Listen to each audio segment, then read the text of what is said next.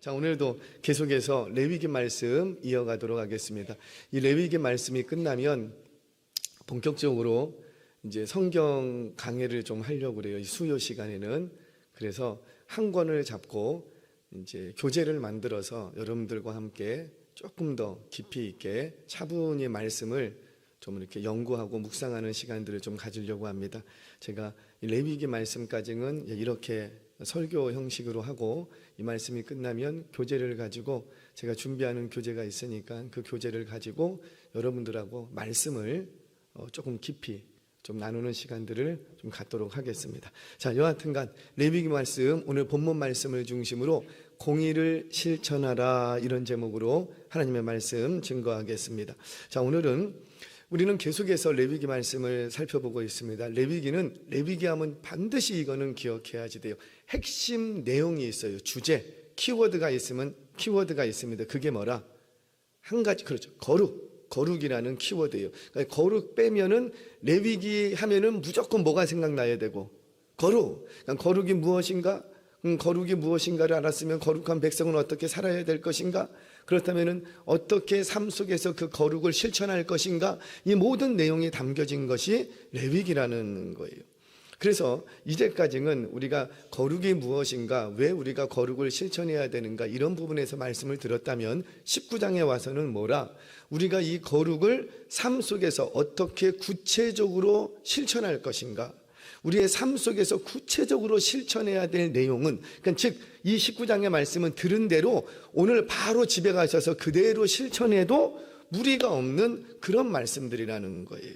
굉장히 실천적인 말씀이라는 거지요. 그래서 지난 시간까지는 이 9절부터 14절까지는 우리 이웃과의 관계 속에서 사랑을 실천해야 거룩한 백성이다. 근데 사랑을 어떻게 실천해야 될 것인가를 구체적으로 얘기하신 내용이 14절까지의 내용이었어요. 자, 오늘은 15절부터는 뭘 얘기하고 있냐면, 이제 앞에서는 사랑을 얘기했으니 이제는 공의에 대해서 얘기를 하는 거예요. 너희가 하나님의 말씀, 이 공의가 있는데 이 공의를 어떻게 이웃과의 관계 속에서 실천할 것인가, 그 구체적인 실천 내용에 대해서 오늘 말씀해 주고 계십니다. 자, 먼저 어떤 내용을 배경으로 하고 있냐면, 재판에 관해서 재판할 때는 반드시 공의로 재판해야 된다, 이렇게 말씀하십니다. 굉장히 당연한 말씀인 것 같은데 오늘 이 말씀을 조금 더 깊이 보겠습니다. 15절 말씀 같이 한번 먼저 읽어볼까요? 시작. 너희는 재판할 때에 불의를 행하지 말며 가난한 자의 편을 들지 말며 세력 있는 자라고 두둔하지 말고 공의로 사람을 재판할지이며. 아멘. 자, 재판할 때는 반드시 뭐로 재판하라? 공의. 여러분, 재판이라는 게 언제 필요하죠? 그렇죠. 보통 때는 우리가 재판까지 갈 일이 없잖아요. 여러분들 성도들 사이에서도 그렇고 이웃과의 사이에서도 굳이 뭐 소송을 걸고 뭐 공탁 걸고 뭐 이럴 일이 별로 없어요. 그런데 언제 이런 일들이 생기냐면, 누군가 자신의 권리와 이익이 침해당했다고 여겨질 때, 또는 자신의 잃어버린 권리와 이익을 되찾고 싶을 때, 이게 서로 말로 해서 잘 안 돼. 그래서 결국에는 어디까지 가게 되고, 그렇죠, 재판이라는 것에 가게 되는 거예요. 서로 양보하고 서로 이해하고 서로 손해를 감수한다면 재판까지 갈 일이 있어요, 없어요? 없죠. 서로가 좀 이해하고, 내가 여기서 좀 양보할게요, 당신도 여기서 좀 손해 좀 보세요, 이렇게 서로 합의가 이루어지면, 서로를 조금만 배려해주고 자신의 욕심을 조금만 내려놓으면 재판까지 갈 일이 없어요. 그러니까 이 재판이라는 것은 언제 열리게 되냐면, 자신의 권리를 지키고 이익을 되찾고 싶어 할 때 사용되는 최후의 수단이 이제 재판이라는 거죠. 이거 더 이상 할 수 있는 게 없어. 최후의 수단이 재판이라는 거예요. 자, 먼저 재판과 관련해서 성도는 성도 간에 문제가 생겼을 때 세상 법정에 가져가지 말라라는 거예요. 성도 간에, 내가 세상과 어떤 문제가 아니라 성도들 사이에 무슨 문제가 생겼을 때 이 문제를 해결하고자 세상 법정까지 가지고 가지 말라 이렇게 얘기합니다. 우리 성경 보겠습니다. 고린도전서 6장 1절에서 2절 말씀 같이 읽겠습니다. 시작. 너희 중에 누가 다른 이와 더불어 다툼이 있는데 구태여 불의한 자들 앞에서 고발하고 성도 앞에서 하지 아니하느냐? 성도가 세상을 판단할 것을 너희가 알지 못하느냐? 세상도 너희에게 판단을 받겠거든 지극히 작은 일 판단하기를 감당하지 못하겠느냐? 아멘. 자, 그러니까 둘 사이에 무슨 성도 간에 너희 가운데 성도 간에 어떤 다툼이 있었을 때에 구태여 불의한 자 앞에 고발하고 하지 말라는 거예요. 혹시라도 재판이 필요하고 판단이 필요하면 누구 앞에 가져가고? 성도 앞에 가져가고. 여기 뭐라 그래요? 성도 앞에서 하지 아니하겠느냐? 이 말은 뭐예요? 너희들이 그러니까 우리는 하나님 앞에 가져가고, 물론 하나님 앞에 가져가야지 돼요. 근데 하나님 앞에 가져가되, 지금 오늘 이 고린도전서에서 하시는 말씀은 뭐냐면, 너희가 재판까지 해야 될 상황이 벌어지면, 그거를 하나님 앞에 가져간다고 너희 그렇게 두리뭉실하게 얘기하지 말고, 반드시 그걸 누구 앞에 가져가고, 성도 앞에, 교회 앞에 가져가라는 거죠. 교회 앞에 가져가서 우리 성도들 사이에 이런 문제가 있습니다. 이해관계가 얽혀서 좀 어려워진 상황이 있는데 목사님, 장로님, 성도님들 당신들이 한번 우리를 좀 판단해 주세요. 왜? 우리 안에는 얼마든지 이 판단할 수 있는 통찰력이 있어요, 없어요? 있다라는 거예요.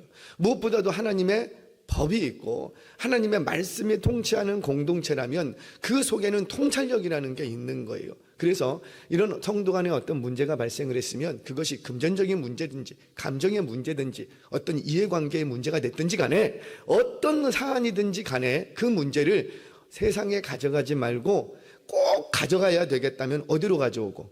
그렇지, 성도 앞에, 교회 앞에로 가지고 와서, 가지고 올 때 어떻게 해요?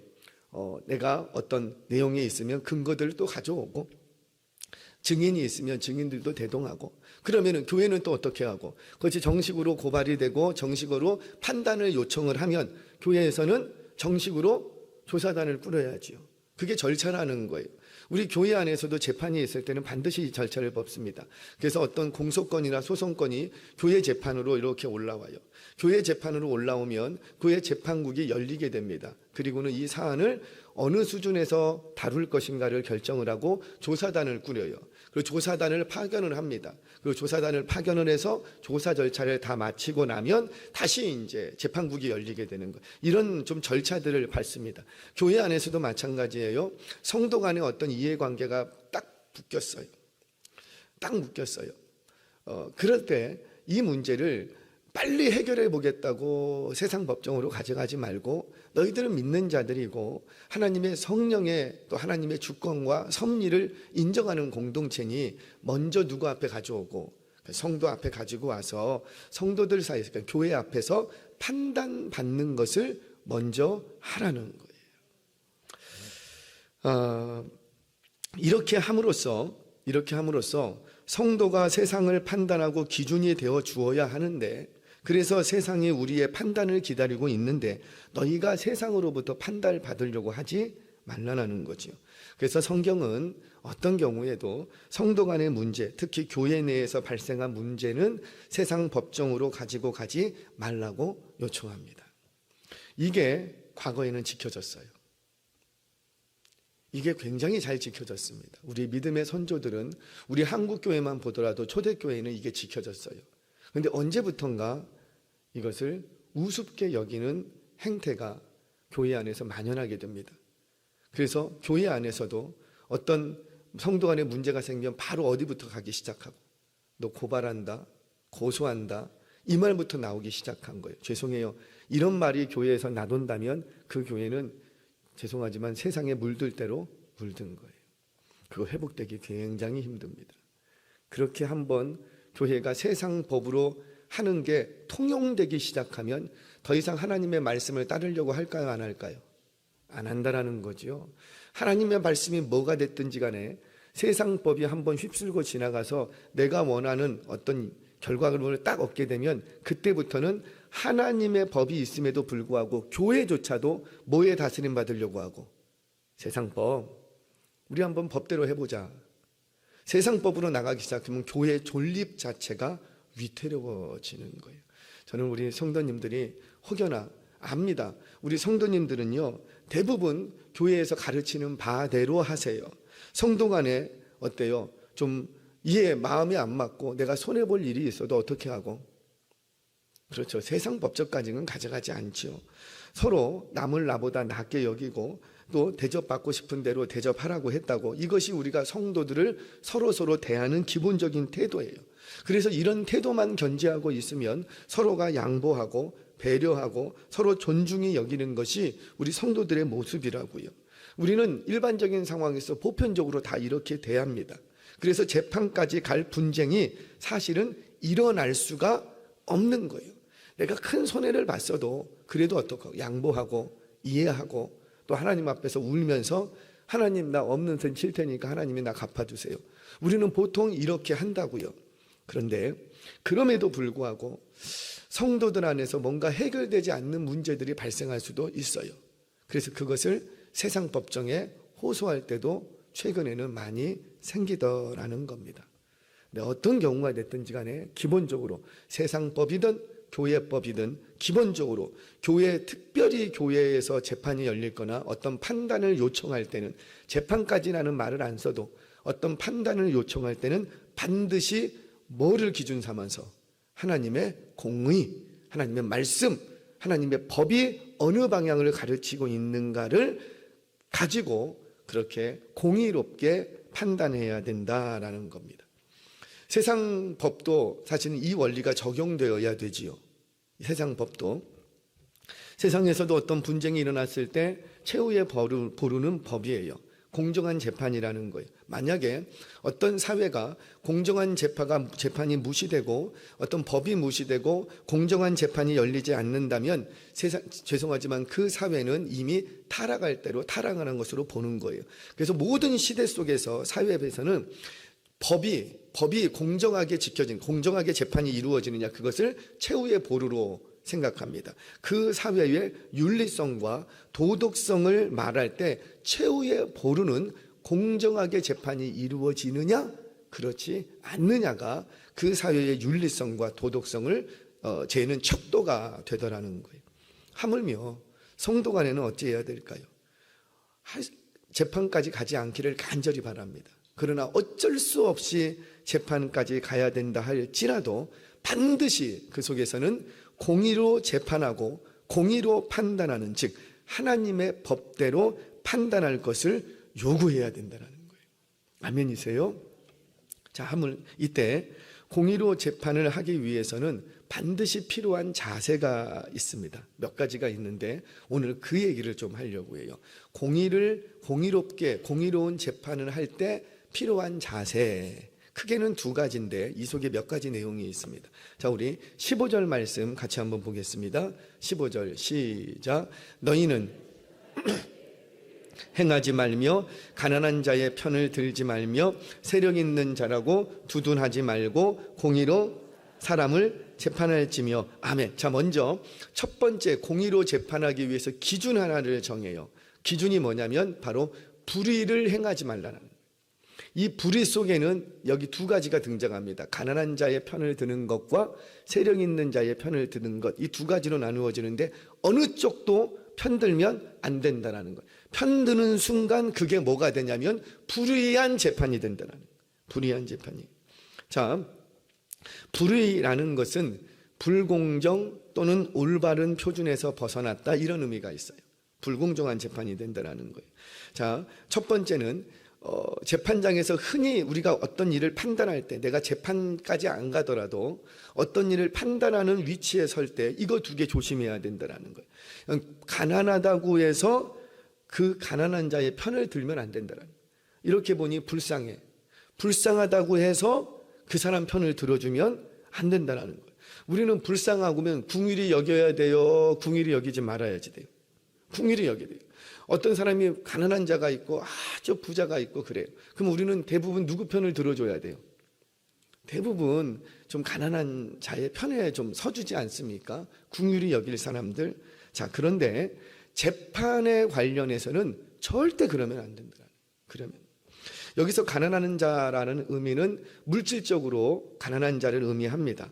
그런데 물질적으로 궁핍한 자 외에도 사회적으로 영향력이 거의 없는 사람들, 힘을 쓰지 못하는 사람들, 그런 사람들을 통틀어서 뭐라고 하냐면 가난한 자, 이렇게 얘기를 하는 거예요.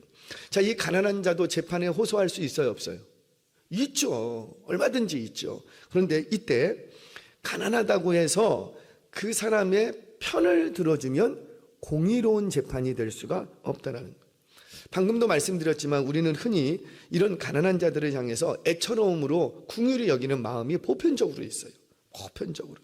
물론 가난한 자들은 긍휼의 대상이 됩니다. 그래서 일반적인 상황에서는 가장 우선하여서 긍휼히 여길 대상이 돼요. 그러나 재판의 현장에서는 그렇게 해서는 안 된다는 거예요. 왜냐하면 이 재판장이 불쌍히 생각해서 좀 불쌍해. 부자가 있고 가난한 자가 있는데 이 사람 좀 불쌍해. 불쌍하다고 해서 그 사람의 편을, 긍휼을 베풀어서 그 사람의 편을 들어줘 버리게 되면 또 다른 누군가에게 상처를 줘버릴 수가 있는 거예요. 즉 나는 애처로워서 긍휼을 베풀었을 뿐인데 그 재판 현장에서 억울한 사람이 생겨버리게 된다는 거죠. 따라서 가난한 자의 재판이라 할지라도 가난하다고 해서 긍휼을 베풀지 말고 공평하게, 공정하게 재판을 처리하라, 이렇게 얘기합니다. 자, 두 번째, 이거 굉장히 실수하기 쉽다라는 거예요. 실수하기. 두 번째는 세력 있는 자라고 해서 또 두둔해서는 안 된대요. 세력 있는 자들은 이럴 때는 아멘이 크게 나오죠. 세력 있는, 나보다 힘이 세. 근데 그 사람 두둔하면은 절대 안 되지. 그런데 가난한 자라고 해서도 두둔해서도 안 된다라는 거예요. 자, 여기서 세력 있는 자라는 것은 재산이 많고 사회적으로 어떤 영향력이 있는 사람 또는 사회에서 존경받는 인물. 존경받는 인물은 어때요? 그런 사람이 재판에 딱 들어가면 많은 사람들이 누구 편을 쓸까요?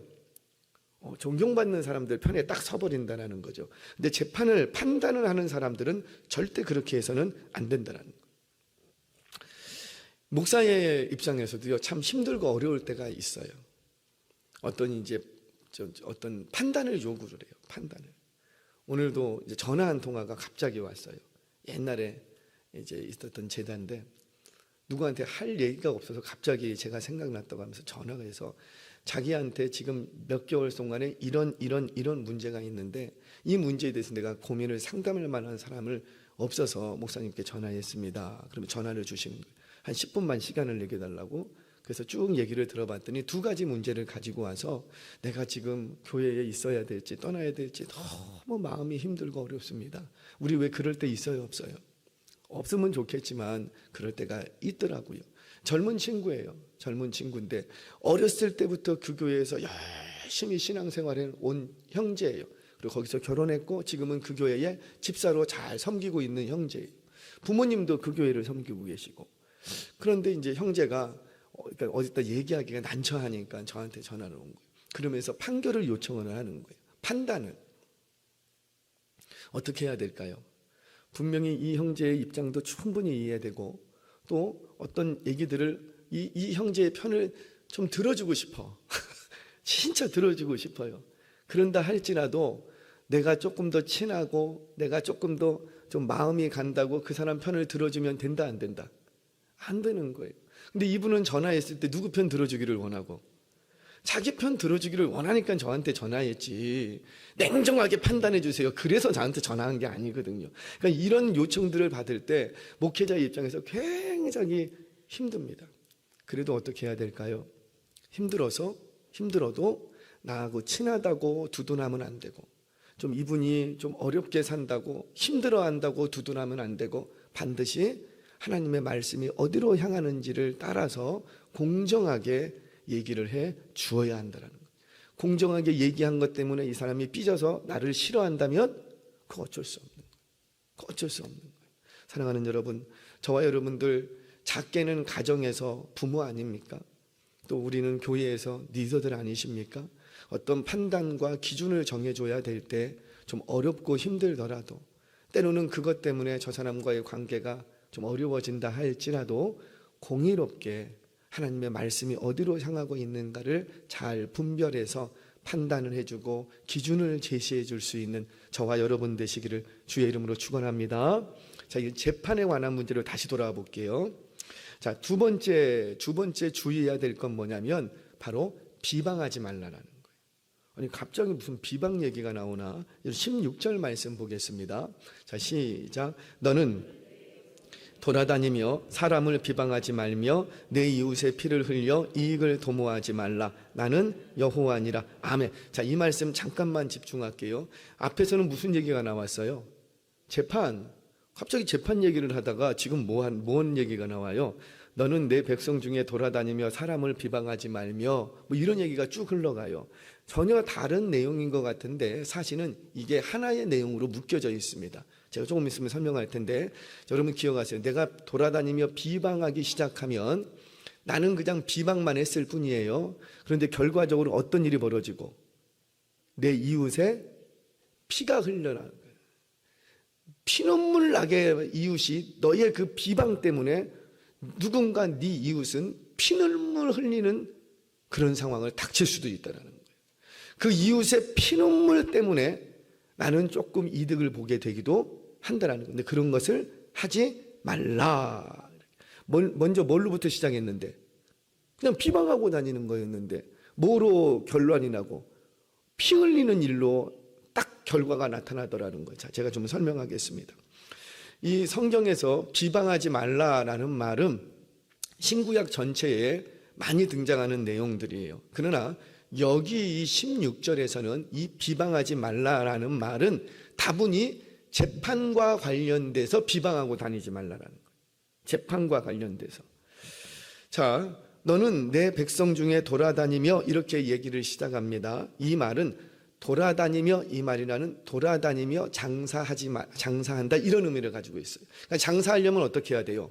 여기저기를 돌아다녀야 되잖아요. 근데 장사하는 목적이 뭡니까? 뭔가 돈 벌려고 하는 거잖아요. 이윤 추구. 그러니까 너가 뭔가 이익을 얻고자 이곳저곳을 돌아다니지 말라라는 거예요. 그러니까 지금 비방하고 다니는 이유가 본질적으로 뭐라?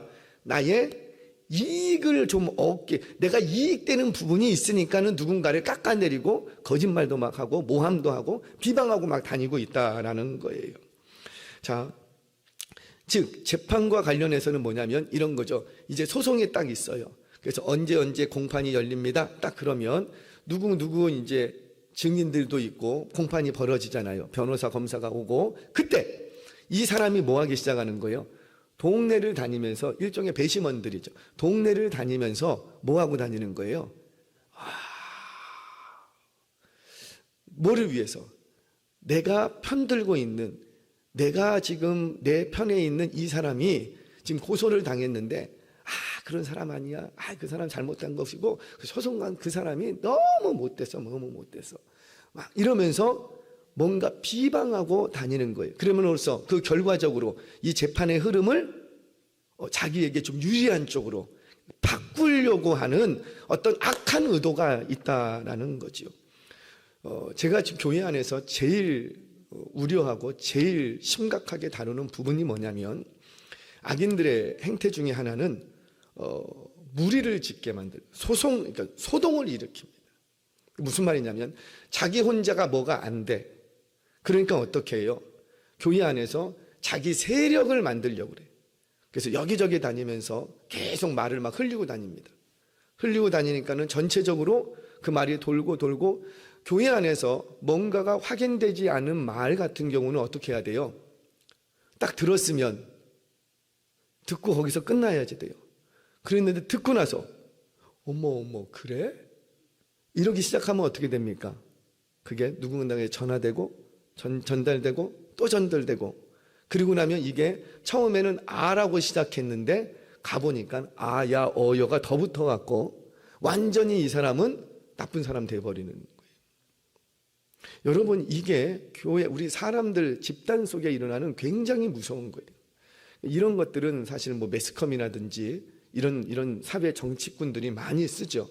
뭔가를 찌라시 같은 걸 딱 뿌려놓고 뭔가 분위기를 쫙 만들어서 그 분위기를 자기에게 유리한 쪽으로 끌어가려고 하는 거짓말을 유포시키고 비방하는 말들을 막 퍼뜨리고 거짓 뉴스를 뿌리고 이런 것들이 정치판에서나 있는 일들이라고. 그런데 안타까운 건 교회 안에서도 이런 일이 일어날 때가 있어요. 여러분 정말로 주의하시기 바랍니다. 정말로 경계하시기 바랍니다. 아직은 우리는 뭐 이렇게 직분자 투표 이제 아직 뭐 이렇게 하지를 않았으니까 이 교회 안에서 반드시 직분자 투표가 있으면 당회에서 결의하는 게 있어요. 그게 뭐냐면 선거 유세를 하고 다니면 무조건 탈락. 무조건 탈락. 교회 안에서는 이런 게 있을 수가 없는 거예요. 심지어 어떤 선거철이 돼서 누군가 왔어요. 그래서 교회 안에 와서 교회 안에서나 교회 밖에서 유세 활동을 하는 건 상관이 없는데 교회 주차장 우리 땅 안으로까지 들어와서 뿌리고 다닌다 그러면 바로 쫓아내셔야지 돼요. 교회 안에서는 어떤 형태에도 선동하는 일들이 일어나서는 안 됩니다. 어떤가 무리를 짓게 만들고 당을 만들려고 하는 나 혼자 안 되니까 세력을 규합하려고 하는 이런 것들은 죄송해요. 악한 생각이라는 거죠. 교회 안에서는 절대 일어나지 말아야 되는 일이에요. 그런데 재판을 앞두고 이런 일들이 일어난 거예요. 막 돌아다니면서 야, 저 고발한 저 사람, 저 가난한 사람인데 말이야. 저 사람, 저 부자가 얼마나 도와줬는 줄 알아? 너도 알잖아. 그런 사람 아니야. 그러면서 저 가난한 사람 뒤에서 뭐 하고 하여튼간 비방하는 말을 여기저기 뿌리고 다니는 것. 이러지 말라라는 거예요. 이런 비방하는 것들은 절대 하나님이 용납하지 않는다라는 거죠. 자, 이 비방하는 말이라는 속에도 험담한다라는 의미뿐만이 아니라 이간질시키는 것, 중상모략하는 것, 한마디로 서로를 오해하게 만드는 모든 일체 행위, 이걸 딱 비방하지 말라 여기에 딱 귀속시켜 버렸어요. 이렇게 하면서 마침내 이 재판의 어떤 이 현장에서 자신에게 유리하도록 또는 상대에게 불이익을 받게 하는 모든 일체 행동을 너희들은 하지 말라. 자, 이렇게 동네를 돌아다니면서 비방하는 자들은 제가 이렇게 보니까는 대충 한 3가지 부류로 나눠지더라고요. 3가지 부류. 첫 번째는 이런 데 쓰임받는 사람들이 있는데 악한 일에 쓰임받는 거죠. 이런 사람들을 이렇게 보면 첫 번째는 본래 습관적으로 좀 그래. 그러니까 뭔가 헛소문을 딱 뿌리고 싶거나 뭔가를 분위기를 바꾸고 싶으면 누구한테 말을 집어넣어 주면 돼요.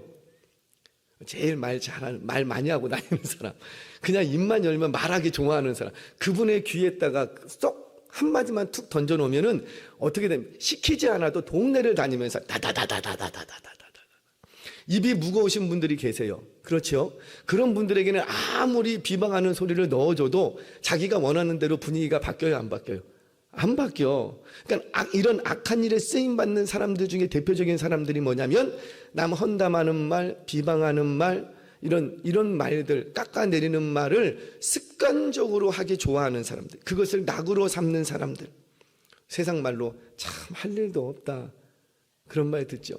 이상하게 낱말하기 좋아하는 분들 계시더라고요. 물론 우리 교회 안에는 그런 분들이 안 계시겠지만 세상에 가면은, 동네에 가면 왜 그런 분들 계시잖아요. 앉기만 하면 남의 집 애 얘기부터 좌좌좌좌좌좌, 앉기만, 사람 만나기만 하면은 자기 남편 얘기는 안 해. 남의 집 막 얘기하고. 습관적이에요. 이런 사람들은 악한 일에 쓰임받을 확률이 굉장히 높습니다. 두 번째는 자신의 이권 때문에 이렇게 쓰임받는 사람들이 있죠. 정치판에서 자주 일어나는 일들인데 오늘 이 재판과의 관련해서도 바로 이런 이유 때문에 작심하고 비방하는 거예요. 자신의 이익에 너무 집착하면 악한 도구로 쓰임받을 수가 있다는 거예요. 자, 마지막 하나는 이걸 좀 중요한데, 시기 질투에 묶여버리면 악한 데 쓰임받습니다. 우리 일상에서 가장 쉽게 일어나는 일이 바로 이 경우가 해당이 될 거예요. 여러분, 타인을 비방하는 일이 왜 이렇게 예민한 문제로 지금 성경에서 다루고 있냐면, 성경 시대에는요 그렇게 재판이 쉽게 일어나지 않습니다. 성경 시대에는 재판이라는 게 잘 일어나지 않아요. 우리 한번 생각해 보세요. 한 50년 전쯤으로 돌아가 보십시오. 여러분들 어렸을 때에 동네에서 뭐 누구 재판 소송 걸렸대 이런 얘기 별로 들어요, 안 들어요? 별로 없었어요. 별로 없었어요. 하물며 고대에는 어땠을까요? 재판까지 갈 만한 상황들이 별로 없어. 왜? 사람들이 더 그냥 이해하고 넘어가거든. 그리고 재판까지 갈 만한 그 정도까지 심각한 문제들을 잘 안 만들어. 왜? 한농대 사니까, 너무 잘하니까. 그런데 어때요? 그런 사회 구조 속에서 만약에 재판이 열렸다, 그거는 곧 이 재판은 그 사람의 생명을 좌우하는 그런 재판일 경우가 많다는 거예요. 그런데 그런 재판의 경우에 비방하고 다녀서 이 재판을 흐려버린다? 이거는 절대 있어서는 안 되는 거예요. 사랑하는 여러분, 저와 여러분들 우리 공동체 안에서도 뭔가 나에게 유익하게 하고자, 뭔가 흐름을 바꾸고자 여기저기 말을 퍼뜨리고 다니거나 비방하거나 조롱하거나 험담하는 일들이 없기를 바랍니다. 하나님 앞에 얼마든지 선한 도구로 쓰임받기에도 부족한 시간 아니에요? 그런데 왜 내가 악한 도구로 쓰임받아야 되겠냐고요. 심지어 그것이 사실이라 할지라도, 그것을 무기 삼아서 어떤 다른 사람들을 끌어내리려고 한다 할지라도, 끌어낸다는 자체가 성경에서는 악하게 보고 있거든요. 그거는 누가 하실 건데? 하나님이. 다윗을 보시라고요. 다윗은 얼마든지 자기가 사울을 정리할 수 있는 기회들이 있었다고요. 그럼에도 불구하고 다윗이 합니까 안 합니까? 안 해요. 그 일은 누구에게 맡기고? 분명히 사울이 잘못됐잖아요. 분명히 다윗은 의롭고 분명히 사울은 잘못됐잖아요. 그럼에도 불구하고 다윗은 자기가 끌어내리지 않습니다. 사울을 욕하고 다니지 않습니다. 누구한테 맡겨버리고 하나님 앞에. 자기는 뭐만 하는 거예요? 그저 그 상황 속에서 하나님의 의만 따라가는 거예요. 그러면 시간이 더진다 할지라도 나머지는 하나님께서 정리하신다는 거죠. 이로 보건대 성경에서는 누가 됐든지 간에 누군가를 끌어내리려고 하는 것들은, 내 이익을 위해서 뭔가의 흐름을 만들려고 하는 것들은 성경에서 선하게 보지 않는다라는 겁니다. 저와 여러분들 선한 도구로 쓰임 받으시기를 바랍니다. 말씀을 정리하겠습니다. 누군가는 나의 시기 질투 때문에 상처 입는 사람들이 생길 수 있어요. 누군가는 나의 시기 질투 때문에, 또는 나의 이익에, 내가 너무 이익에 묶인 나머지, 또는 어때요? 나의 어떤 잘못된 습관 때문에 누군가는 큰 해를 입을 수도 있는 거예요. 여러분, 우리의 심령이 하나님의 법에 통치함 받기를 간절히 사모하시기를 바랍니다. 하나님의 법이 떠나면, 성령님이 내 안에 떠나면 우리는 너나 나나 없이 악한 습관으로 갈 수밖에 없어요. 우리는 이래요. 우리는 타고난 스프링이에요. 스프링. 용수철 아십니까? 용수철을 딱 놓으면은 지 멋대로 다닙니다. 올라왔다 내려왔다 뒤집어졌다 까졌다 지 멋대로 다녀요. 이게 우리가요, 우리. 그런데 이런 우리의 용수철 같은 인생을 성령 하나님께서 찾아오셔서 하나님의 법으로 우리를 꽉 눌러놨어요. 그래서 이렇게만 다녀 꽉 눌러놨어요. 지금 저와 여러분들은 보기에 다 선하고 아름다우신데 왜 그러냐면 하나님이 성령으로 하나님의 법으로 나를 이렇게 눌러놨기 때문에. 그런데 이 성령에 눌러놓으신 이 힘이 사라져버리면 그 순간 우리는 옛날로 다시 돌아가.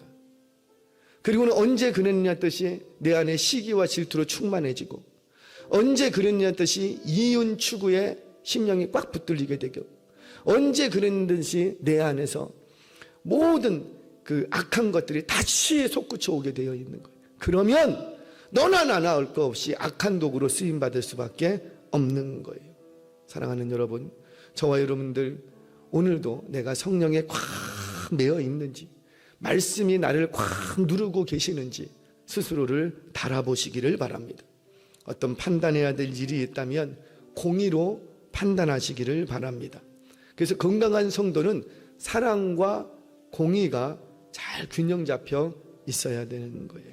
오늘도 이 말씀 앞에 나는 사랑이라는 이름 때문에 공의를 저버리지는 않았는지, 나는 나의 이익을 위해서 타인을 난처하게 만들지는 않았는지, 내 속에 있는 시기와 질투 때문에 누군가 피를 흘리게 만들지는 않았는지, 오늘 이 말씀 앞에 내 스스로를 달아보시기를 바랍니다. 우리의 일상 속에서 누구를 만나든지 어떤 순간이 되어든지 항상 말씀이 우리의 기준이 되어서 공의와 사랑으로 이웃을 대하고 공의를 실천할 수 있는 저와 여러분 되시기를 주의 이름으로 축원합니다.